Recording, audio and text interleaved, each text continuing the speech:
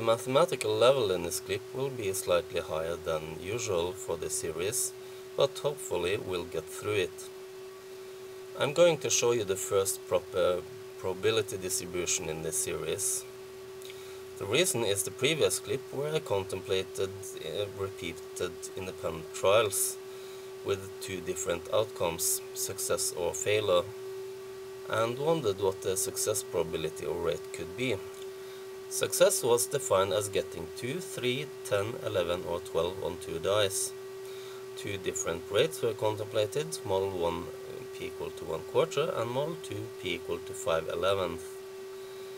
I got 24 successes of 100 trials when I tried this, so the observed rate didn't quite match either of the proposed models. It should be clear that it's closer to the first model than the second though. Calculating the probability for getting 24 successes of 100 trials was done by looking at the probability for getting those outcomes only in the order I actually did, and that was fine for comparing two models with independent outcomes. And I got outcomes that were evidence for model 1, meaning that the probability for getting the outcome is greater under model 1 than under model 2. A moment's reflection should show that this is the best model of these two, or any other of the same type. At the end of the previous clip, I asked what the probability for getting such a result would be, and to do that efficiently, I need the probability for getting k out of n successes in any ordering. The probability for getting k out of n successes in any given ordering is the same for all orderings. It's p to the power of k times 1 minus p to the power of n minus k, which I showed in the previous clip. And an outcome with one ordering is mutually exclusive from another. Now for mutually exclusive events, the probability of getting one or the other is the probability for getting one of them plus the probability of getting the other event. That means that the probability of getting k out of n successes in any ordering is the probability of getting k out of n successes in any given ordering times the number of ways to order k out of n successes. So I now need the number of different ways to get such a result. The combinatorics is as follows. The number of ways to order 3 different items is 3 times 2 times 1. I can put the knife first and either the spoon or the fork following, and the last one is determined by the rest. Or I can put the fork first or the spoon first. Similarly, the number of ways to order n different items is n items to choose from for the first position in the ordering, times n minus 1 items to choose from for the next, and so forth to 1. So it's n times n minus 1 times and so forth times 2 times 1 ways to order n separate items. This is defined as n faculty, but I haven't got n different items, only k successes and n minus k failures. So if I only want to count each ordering once, I've got to divide by k faculty times n minus k faculty. So we get n faculty divided by k faculty times n minus k faculty ways of ordering the successes and failures. This is often written as the binomial coefficient n over k. The probability of getting k out of n successes is then, ta-da, n over k times p to the power of k times 1 minus p to the power of n minus k. And that's the binomial distribution. To illustrate it, let's look at the probability for getting different outcomes when there are 100 trials as in the previous clip, and p equals to 1/4. As you can see, we get a pleasant column diagram peaking at 25 and going smoothly downwards to the left and right in a bell-shaped curve. Any outcome between 0 and 100 is possible, but only a few outcomes going from about 15 to 35 can be deemed probable. There are some deep reasons behind the shape, but I'm not going to go into that, at least not yet. As you can see, for this value of p, the probability of getting 24 successes is almost as great as getting the most probable single outcome, 25. So it's perfectly possible and not at all improbable that the absurd and theoretical rate will not match perfectly. Now we were also contemplating model 2 p equals to 5/11, and I can plot that distribution as well. As you can see, the probability for getting 24 successes now is much lower, meaning that k equal to 24 is evidence for model 1, p equal to 1/4. We can do some more though.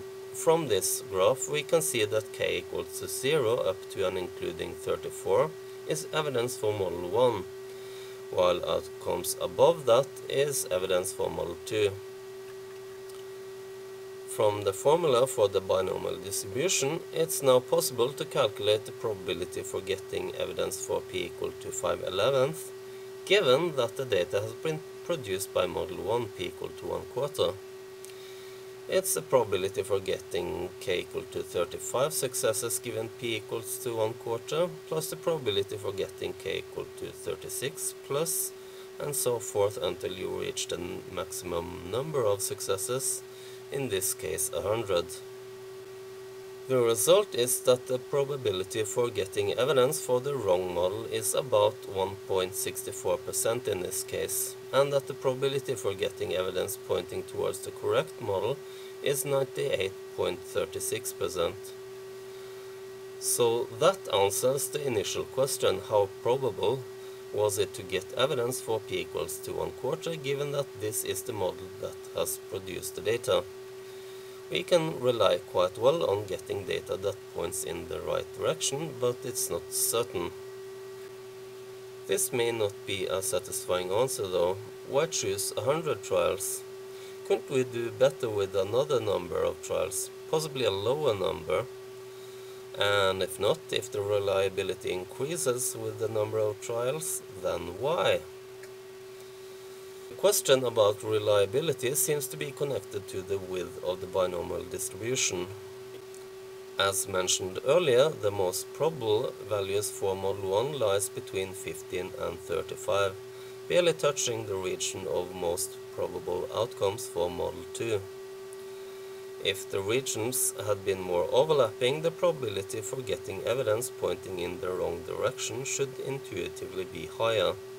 I'll go more into detail about what's meant with width of the distribution in the next clip, but simply study it a little bit further graphically here. First, let's look at the outcomes as absurd rates rather than number of successes. It doesn't matter any for comparing binomial models characterized by different rates. The absurd rate is the number of successes divided by the number of trials. This can be more comfortable when comparing the probability distributions for different number of trials. So here's the binomial distribution for p equals to 1/4 when there are 100 trials, where I've simply replaced the number of successes with the absurd rate. Now let's take a look at the distribution if there were only 10 trials. While we previously could expect an absurd rate between 0.15 and 0.35, we can now get anything between 0 and 0.5 without being too surprised. The competing model, p equal to 5/11, has now a greater overlap, and the probability of getting evidence for that model, even though the data comes from p equal to 1/4, is the probability of getting 0.4 or more. So the probability of getting evidence for model 2 when model 1 produced the data is now 22.4%, it turns out. If we had gone the other way and increased the data size from 100 to 1,000 trials, we would get a very tired throwing hand. But the distribution for outcomes produced by model 1 is now a much narrower bell-shaped curve centered around p equals to 1/4. The distribution for the alternate model is now found almost completely separated from the distribution of the first. So if p equal to 1/4 has produced the data, it's extremely improbable to get evidence for the second model. In fact, it's 3.2 times 10 to the power minus 12. So if you have the patience to roll the dice 1,000 times, you can be quite sure not to reach the wrong conclusion in this case.